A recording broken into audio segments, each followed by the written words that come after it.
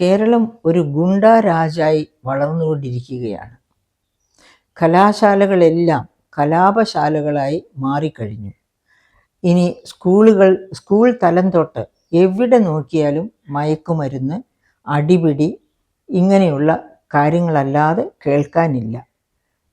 Social media തുറന്നാലും ഇതുപോലെയൊക്കെയുള്ള കഥകളെ പറ്റിയാണ് പറയുന്നത്. എന്താണ് നമ്മുടെ രാജ്യത്തിന് സംഭവിച്ചുകൊണ്ടിരിക്കുന്നത്, പ്രത്യേകിച്ച് നമ്മുടെ കേരളത്തിന് സംഭവിച്ചുകൊണ്ടിരിക്കുന്നത്? വളരെ നല്ല കുടുംബ ബന്ധങ്ങളും സാമൂഹ്യ ബന്ധങ്ങളും സൂക്ഷിച്ചിരുന്ന ഒരു രാജ്യം. നമ്മുടെ ബന്ധങ്ങളുടെ ഊഷ്മളത നമ്മൾ ചൂണ്ടിക്കാണിക്കുന്ന ഈ ഒരു എന്താ പറയുക സിനിമാ ഗാനം നിങ്ങളുടെയൊക്കെ ഓർമ്മയിൽ കാണുമല്ലോ. നാളികേരത്തിൻ്റെ നാട്ടിലെനിക്കൊരു നാഴിയിടങ്ങഴി മണ്ണുണ്ട്, അതിൽ നാരായണ കിളിക്കൂടുപോലുള്ളൊരു 4 കാലോലപ്പുരയുണ്ട്. എന്ത് എളിമയോട് കൂടിയ ഒരു ഓർമ്മ പുതുക്കലാണ് എന്നൊന്ന് ആലോചിച്ച് നോക്കൂ. വലിയ കൊട്ടാരത്തെ പറ്റിയല്ല പറയുന്നത്, വലിയ സുഖ സൗകര്യങ്ങളെ ഒന്നുമല്ല അവിടെ പറയുന്നത്. പക്ഷേ അതിനകത്ത് അന്തർലീനമായിരിക്കുന്ന ആത്മശുദ്ധി, ആ സ്നേഹം, തളം കെട്ടി നിൽക്കുന്ന സ്നേഹം, അത് നമുക്ക് ഒരു കാലത്ത് മറക്കാൻ പറ്റില്ല. എൻ്റെ കുട്ടിക്കാലത്ത് ഞാൻ കേട്ട ഒരു സിനിമാ പാട്ടാണ്. ഞാൻ ആ സിനിമ കണ്ടിട്ടേയില്ല. പക്ഷേ ആ സിനിമാ പാട്ട് കേൾക്കുമ്പോൾ ആ ദൂരെ ഇരിക്കുന്ന, അതായത് പട്ടാളത്തിലോ മറ്റോ പോയിരിക്കുന്ന നായകനാണ് ഇങ്ങനെയൊരു പാട്ട് പാടുന്നത്. അപ്പം എവിടെ ഇരുന്നാലും ആ മലയാളിയുടെ മനസ്സ് സ്വന്തം മണ്ണിൽ, സ്വന്തം ഗ്രഹത്തിൽ, ഗ്രഹാതുരതയുടെ ഊഷ്മളതയിൽ സ്വപ്നം കണ്ട് ഉറങ്ങുന്ന മലയാളി. അങ്ങനത്തെ മലയാളികളാണ് ഇത്തരമൊരു അവസ്ഥയിലേക്ക് വലിച്ചെറിയപ്പെട്ടിരിക്കുന്നത്. ഇവിടെ എന്താണ് സംഭവിച്ചുകൊണ്ടിരിക്കുന്നത്? തീർച്ചയായിട്ടും കുടുംബ ബന്ധങ്ങളിൽ തന്നെ ശൈഥില്യം സംഭവിച്ചിട്ടുണ്ട്. കുടുംബ ബന്ധങ്ങളിൽ തന്നെ ശൈഥില്യം സംഭവിച്ചിട്ടുണ്ട് എന്നുള്ളതിൻ്റെ എന്താണ് ഒരു കാരണം? അതപ്പോൾ ഉദാഹരണത്തിന് കഴിഞ്ഞ ദിവസം നമ്മൾ കേട്ടു, 9ാം ക്ലാസ്സിൽ പഠിക്കുന്ന സഹോദരൻ താഴ്ന്ന തൻ്റെ കൊച്ചു സഹോദരിയെ പീഡിപ്പിച്ചു എന്ന്. കുട്ടി അത് വീട്ടിൽ വെച്ച് പറയുന്നില്ല, മാതാപിതാക്കളോട് പറയുന്നില്ല. അത് ഈ കാര്യം പറയുന്നത് കൂട്ടുകാരികളോടാണ്.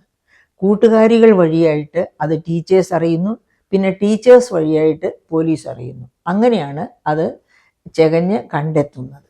അപ്പോഴാണ് അറിയുന്നത് ഈ 9ാം ക്ലാസ്സുകാരൻ മയക്കുമരുന്നിന് അടിമയാണെന്ന്. അതുപോലെ തന്നെയല്ലേ നമ്മൾ കഴിഞ്ഞ ദിവസം കേട്ട മറ്റൊരു കഥ? എന്താണ്?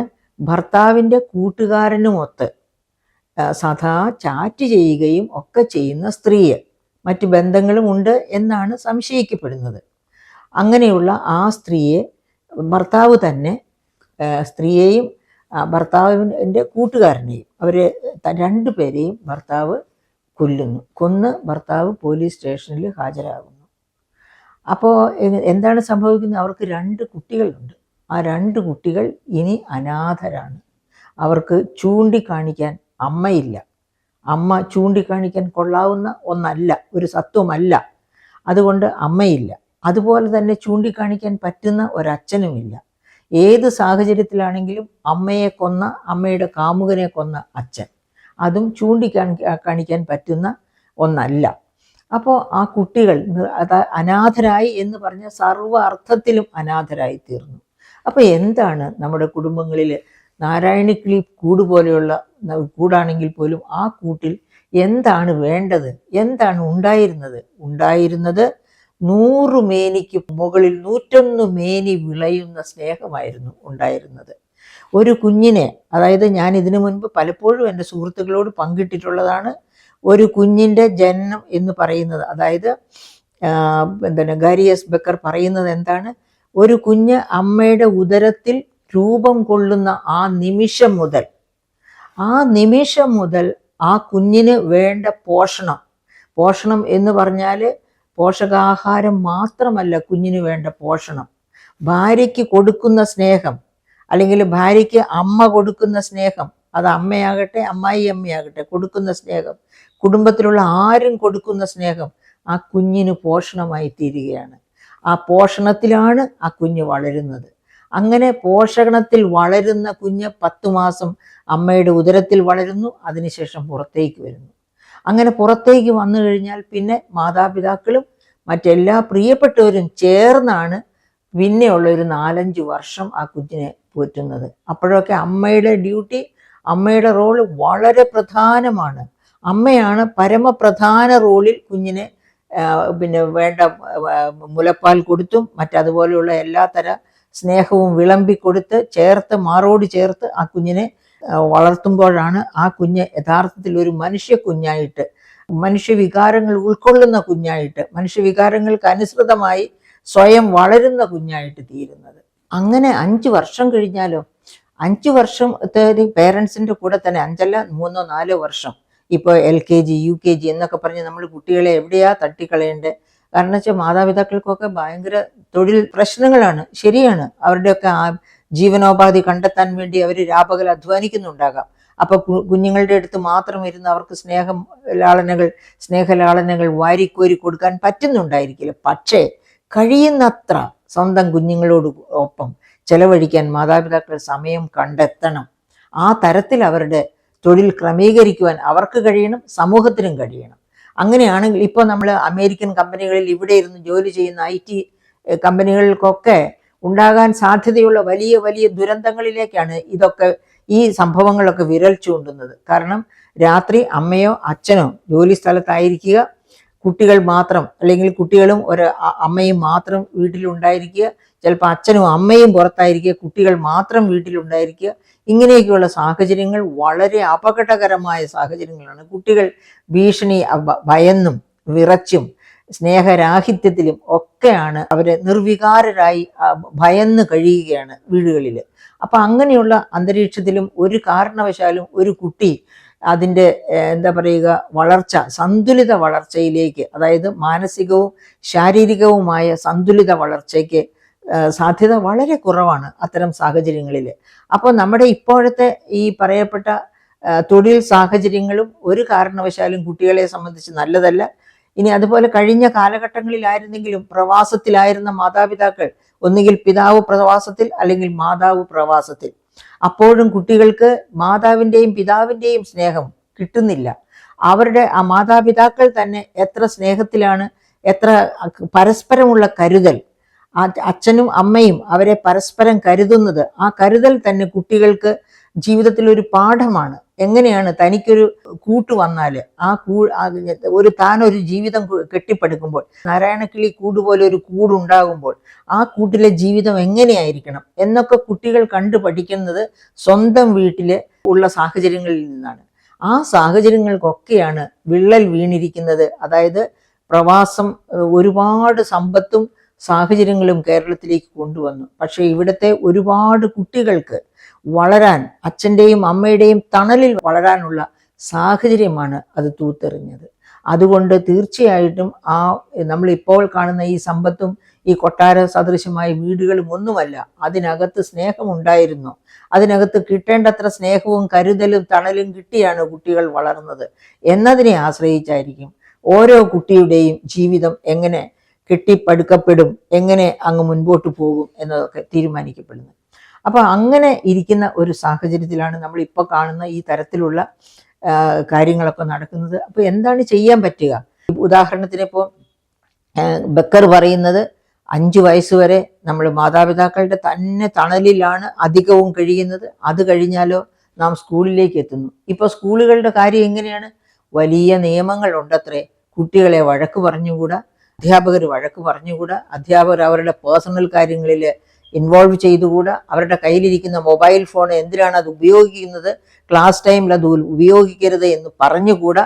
സത്യത്തിൽ ഞാനൊരു ടീച്ചറായിരുന്ന സമയത്ത് എൻ്റെ അടുത്ത് ഇങ്ങനെയുള്ള നിയമങ്ങളായിട്ട് ആരെങ്കിലും വന്നിരുന്നെങ്കിൽ ഞാൻ എങ്ങനെ പ്രതികരിക്കുമായിരുന്നു എന്ന് പറയാൻ പറ്റില്ല കേട്ടോ. അപ്പോൾ ഉദാഹരണത്തിന് തന്നെ ഞാൻ ഒരു എക്സാമ്പിൾ ഇതിനു മുമ്പ് ഒരിക്കൽ പറഞ്ഞിട്ടുള്ളത് ഈ എക്സാമ്പിൾ, എങ്കിലും അത് ഞാൻ ഒരിക്കൽ കൂടി പറയുകയാണ്. ഞാൻ യൂണിവേഴ്സിറ്റി കോളേജിൽ പഠിപ്പിച്ചുകൊണ്ടിരിക്കുന്ന അവസരത്തിൽ MAക്ക് ക്ലാസ് എടുത്തുകൊണ്ടിരിക്കുകയാണ്. MA പുതിയ ബാച്ച് തുടങ്ങിയിട്ടേ ഉള്ളൂ. അപ്പോൾ യൂണിവേഴ്സിറ്റി കോളേജിലെ SFIക്കാർക്ക് അന്നും ഇന്നുമുള്ള വിചാരമാണ്, ചിന്തയാണ്, ആരെങ്കിലും ഇവാനിയോസ് കോളേജിൽ നിന്ന് യൂണിവേഴ്സിറ്റി കോളേജിൽ വന്ന് ചേർന്നിട്ടുണ്ടെങ്കിൽ അവർ കോൺഗ്രസ്സുകാരാണ്, അവരെ ഒതുക്കണം. അപ്പോൾ അങ്ങനെ MA ക്ലാസ്സിലേക്ക് ഇവാനിയോസിൽ നിന്ന 2 കുട്ടികളുണ്ടായിരുന്നു, 2 ആൺകുട്ടികൾ. അവരിൽ ഒരാളെന്ന് പറഞ്ഞാൽ അയാൾ ഇപ്പോൾ ഇവിടെ മാന്യമായ പൊസിഷനിലിരിക്കുന്ന ജെന്റിൽമാനാണ്. ആ 2 പേരുടെയും പേര് അതുകൊണ്ട് ഞാൻ പറയുന്നില്ല. അപ്പോൾ അന്വേഷിച്ച് വന്നവൻ ക്ലാസ്സിലില്ല. അവന് എന്തോ ഒരു ഹിൻഡ് കിട്ടിയത് കൊണ്ട് അവനന്ന് ക്ലാസ്സിലേക്ക് വന്നില്ല. അങ്ങനെ നിർബന്ധമായിട്ടും കാണാൻ ആരോ വന്നിരിക്കുന്നു, അത്യാവശ്യമായിട്ട് 2 മിനിറ്റ് വിടാൻ പറഞ്ഞ് ചോദിക്കുന്നു. അവസാനം ഞാൻ ഈൽഡ് ചെയ്യുന്നു. അങ്ങനെ പോയിട്ട് അരമണിക്കൂറായിട്ട് കുട്ടിയെ കാണാനില്ല. എല്ലാ കുട്ടികളുടെയും മുഖത്ത് ഭയങ്കര പരിഭ്രമം. എവിടെ പോയി, നമ്മുടെ കുട്ടി തിരിച്ചു വന്നില്ലല്ലോ എന്ന് പറയുമ്പോൾ ടീച്ചറെ അവരെ കൊണ്ടുപോയിരിക്കുന്നത് യൂണിയൻകാരാണ്, വാർ റൂമിലേക്കാണ് എന്നവർ പറയുന്നു. ഉടനെ ഞാൻ പറഞ്ഞു, വരൂ നമുക്ക് എല്ലാവർക്കും കൂടി പോയി അവനെ കൊണ്ടുവരാം എന്ന് പറഞ്ഞ് ക്ലാസ്സിൽ ബാക്കിയുണ്ടായിരുന്ന 23 കുട്ടികളും ഞാനും കൂടി ചേർന്ന് യൂണിയൻ റൂമിലേക്ക് പോകുന്നു. ആ യൂണിയൻ റൂമിനെയാണ് വാർ റൂം എന്ന് പറയുന്നത്. അങ്ങനെ ആ യൂണിയൻ റൂമിൽ ചെന്നപ്പം ഈ കുട്ടി ശരിക്ക് എങ്ങനെയെന്ന് ഞാൻ പറയുന്നില്ല, അത്ര വിവശനായിട്ട് ഒരക്ഷരം മിണ്ടാൻ പറ്റാത്ത തരത്തിൽ എഴുന്നേറ്റ് നിൽക്കുന്ന ഒരു കസേരയുടെ അടുക്കൽ. എന്താടാ കുട്ടി നിങ്ങൾ ചെയ്തത് എന്ന് ചോദിച്ച് ഞാൻ ദേഷ്യപ്പെടുന്നു. ഇപ്പം ഞാൻ പോലീസിനെ വിളിക്കും, ഇപ്പം ഞാൻ പ്രിൻസിപ്പലിനെ വിളിക്കും എന്നൊക്കെ പറയുമ്പോഴത്തേന് ഞങ്ങൾ ഒന്നും ചെയ്തിട്ടില്ല ടീച്ചറെ, ഞങ്ങൾ അവൻ്റെ കൂട്ടുകാരനെ പറ്റി ചില കാര്യങ്ങൾ അന്വേഷിച്ചത് മാത്രമേ ഉള്ളൂ എന്നൊക്കെ പറയുന്നു. അവനോട് ചോദിച്ചിട്ട് അവനൊരു അക്ഷരം പോലും മിണ്ടുന്നില്ല. അങ്ങനെ ഉടനെ കുട്ടിയെ എൻ്റെ കൂടെ വിടാൻ പറഞ്ഞ് വഴക്ക് പറഞ്ഞ് പിന്നെ ആ കുട്ടിയെ ഞങ്ങളുടെ കൂടെ വിട്ടു. ഞങ്ങളും കൂടെ ക്ലാസ്സിലേക്ക് പോകുന്നു. ക്ലാസ്സിൽ വന്നിരുന്നതിന് ശേഷം വളരെ സ്നേഹപൂർവ്വം ഞാൻ ചോദിച്ചു, നിനക്ക് എന്താണ് പറ്റിയത്, നിന്നെ അവരെന്ത് ചെയ്തു, എന്തെങ്കിലും ചെയ്തെങ്കിൽ നമുക്ക് പോലീസിനെ അപ്രോച്ച് ചെയ്യാം, അല്ലെങ്കിൽ പ്രിൻസിപ്പലിനോട് പറയാം, കേസ് എടുപ്പിക്കാം. അപ്പോൾ അവനൊന്നിനും ഉത്തരം പറയുന്നില്ല. അങ്ങനെ ആ ക്ലാസ് കഴിഞ്ഞു, അന്നത്തെ ദിവസം കഴിഞ്ഞു. ഞാൻ വീട്ടിലെത്തുമ്പോഴത്തേക്ക് എനിക്ക് ട്രാൻസ്ഫർ ഓർഡർ ഉണ്ടായിരുന്നു. എന്താണ്, എന്നെ ഇവിടെ നിന്ന് കോഴിക്കോട്ടേക്ക് ട്രാൻസ്ഫർ ചെയ്തിരിക്കുന്നു. Kozhikode government arts and science college, Meenchantha. പിന്നെ 2 വർഷം കഴിഞ്ഞ് ഞാൻ തിരിച്ച് തിരുവനന്തപുരത്ത് എത്തുന്നത്, UDF ഭരണത്തിൽ വന്നതിന് ശേഷം. അപ്പോൾ എന്താണ് സംഭവിച്ചതെന്ന് ഓർക്കണം. ഞാൻ ആ കുട്ടിയെ രക്ഷപ്പെടുത്തിയില്ലായിരുന്നുവെങ്കിൽ അവരെന്ത് ചെയ്യുമായിരുന്നു എന്ന് ഞാൻ നിങ്ങളോട് പ്രത്യേകം പറയണ്ടല്ലോ. യൂണിവേഴ്സിറ്റി കോളേജിൻ്റെ വാർ റൂമിൽ പോകുന്ന കുട്ടികൾക്കുള്ള അനുഭവങ്ങൾ, അവർ കിഡ്നി ഇല്ലാതെ അങ്ങനെ പല തരത്തിലാണ് അവർ മാറ്റിമറിക്കപ്പെടുന്നത്. ജീവൻ നഷ്ടപ്പെടുന്നവരും ഉണ്ടാകാം. എറണാകുളത്ത് സംഭവിച്ചത് നിങ്ങൾക്ക് ഓർമ്മയുണ്ടല്ലോ. ഇപ്പോഴും ആ പ്രിയപ്പെട്ട പയ്യനെ പറ്റിയുള്ള ചിന്ത നമ്മുടെയൊക്കെ മനസ്സിലുണ്ട്. അപ്പോൾ എൻ്റെ വീട്ടിലെ കാര്യം ഒന്ന് ആലോചിച്ച് നോക്കൂ. എൻ്റെ മൂത്ത മകന് 9 വയസ്സ്, ഇളയ മകന് 4 വയസ്സ്.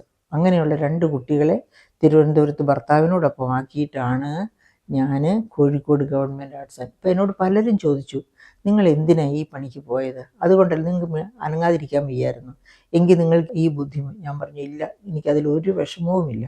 കാരണം ഈ കുട്ടി എൻ്റെ കുട്ടിയെപ്പോലെ തന്നെയാണ് എനിക്ക്. എൻ്റെ കുട്ടികളെ നോക്കാൻ എൻ്റെ വീട്ടിൽ എൻ്റെ അമ്മയുണ്ട്, അതായത് ഭർത്താവിൻ്റെ അമ്മയുണ്ട്. പിന്നെ അങ്ങനെ വേണ്ട രീതിയിൽ അവർ പരിചരിക്കപ്പെടും. അതുകൊണ്ട് സാരമില്ല. കുറേ ബുദ്ധിമുട്ടുകളൊക്കെ അനുഭവിച്ച് കുട്ടികൾ വളരട്ടെ. അപ്പോഴേ അവർക്ക് ജീവിതത്തെപ്പറ്റി, ജീവിതത്തിൻ്റെ എല്ലാ സാഹചര്യങ്ങളും അഭിമുഖീകരിക്കാനുള്ള കഴിവുണ്ടാകും. അതുകൊണ്ട് സാരമില്ല എന്ന് പറഞ്ഞ്. പക്ഷേ എനിക്ക് എൻ്റേതായ ഒരുപാട് പ്രശ്നങ്ങളുണ്ടായിരുന്നു. ഞാൻ ഈ ട്രാൻസ്ഫർ ആവുന്ന സമയത്തിൻ്റെ ഏതാനും ദിവസങ്ങൾക്ക് മുമ്പായിരുന്നു, 7 ദിവസം മുമ്പായിരുന്നു എൻ്റെ തൈറോയിഡ് റിമൂവ് ചെയ്തത് പൂർണ്ണമായിട്ട്. അപ്പോൾ അങ്ങനെ ഞാൻ നല്ല വിശ്രമത്തിലിരിക്കേണ്ട സമയത്താണ് അന്നിങ്ങനെ സംഭവിക്കുന്നത്. ആദ്യം കോളേജിൽ ചെന്ന ദിവസമാണ് ഇങ്ങനെ സംഭവിക്കുന്നത്. അപ്പോൾ ഇങ്ങനെയൊക്കെയുള്ള ജീവിത അനുഭവങ്ങൾ സാധാരണ രീതിയിൽ യൂണിവേഴ്സിറ്റി കോളേജിലെ ഒരു അധ്യാപകരെ കൊണ്ടും ഇടപെടാൻ സമ്മതിപ്പിക്കത്തില്ല. അല്ലെങ്കിൽ പിന്നെ എന്നെപ്പോലെ എൻ്റെ കുട്ടിയാണ്. എല്ലാ അധ്യാപകരും അങ്ങനെ തന്നെ വേണം വിദ്യാർത്ഥികളെ വിചാരിക്കാൻ.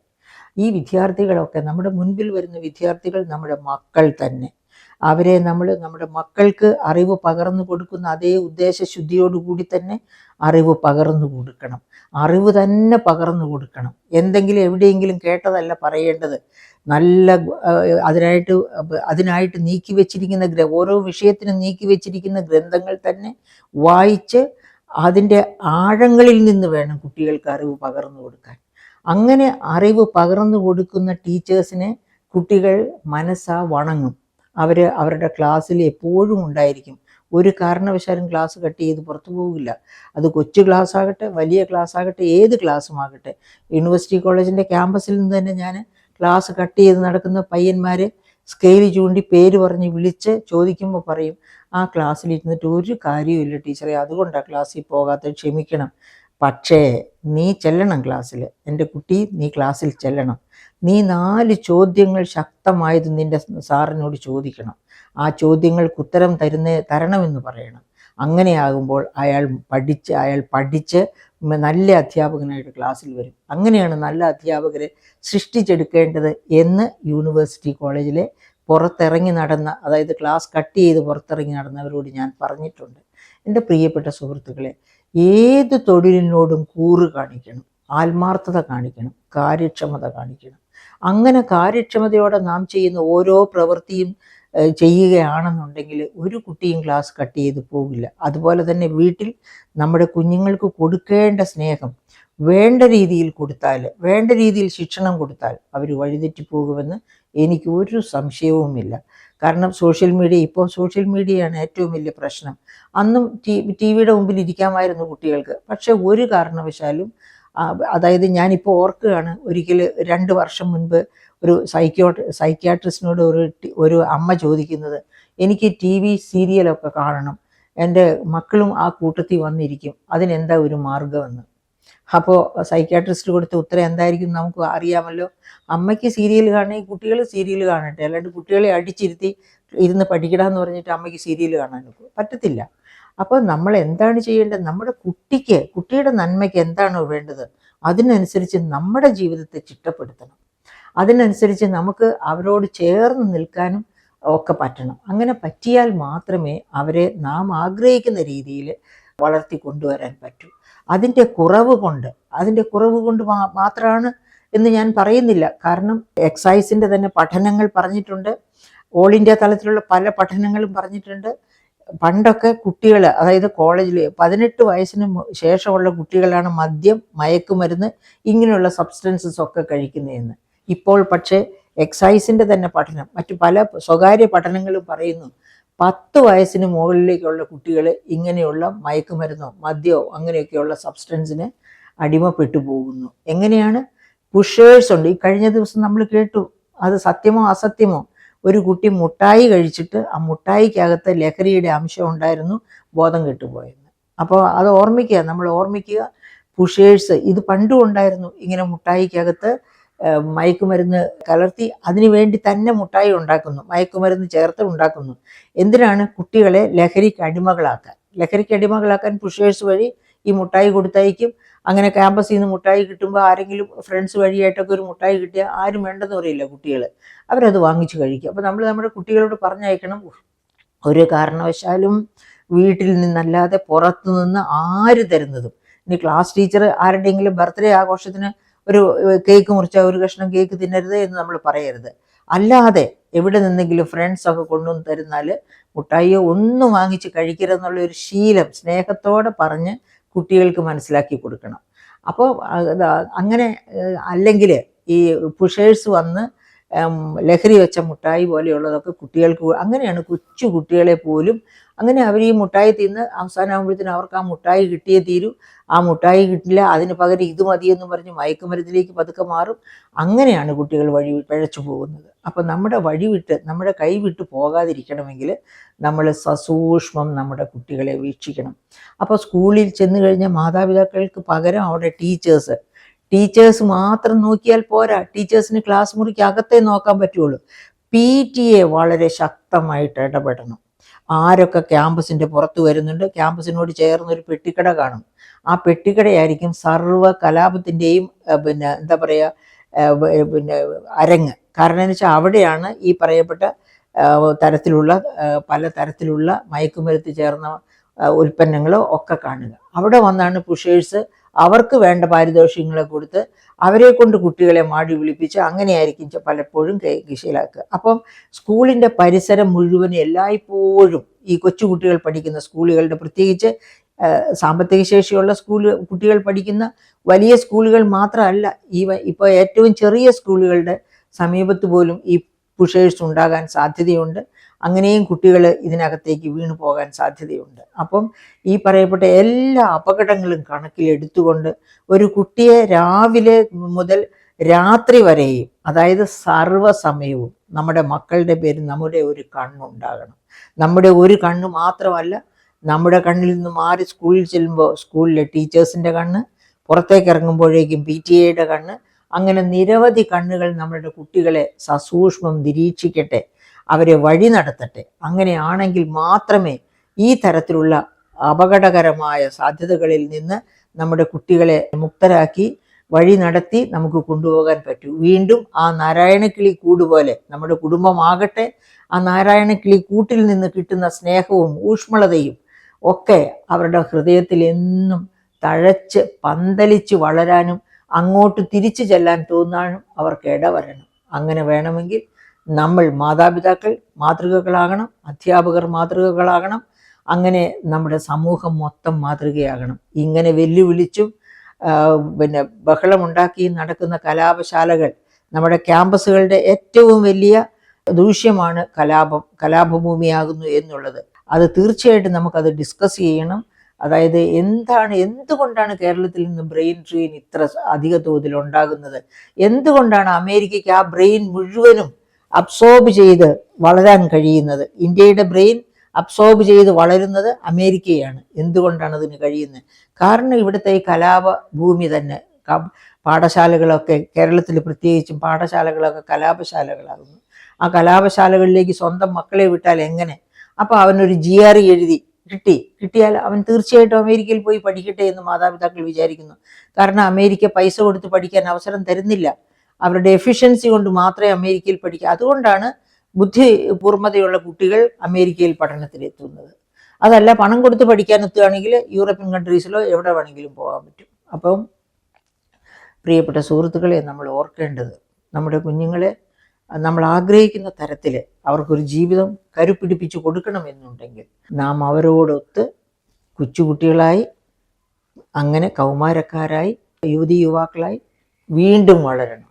വീണ്ടും ജനിച്ച് വീണ്ടും വളരണം. അങ്ങനെയാണെങ്കിൽ മാത്രമേ നമ്മുടെ കുട്ടികളെ നാം ആഗ്രഹിക്കുന്ന തലത്തിലേക്ക് കൊണ്ടുപോകാനും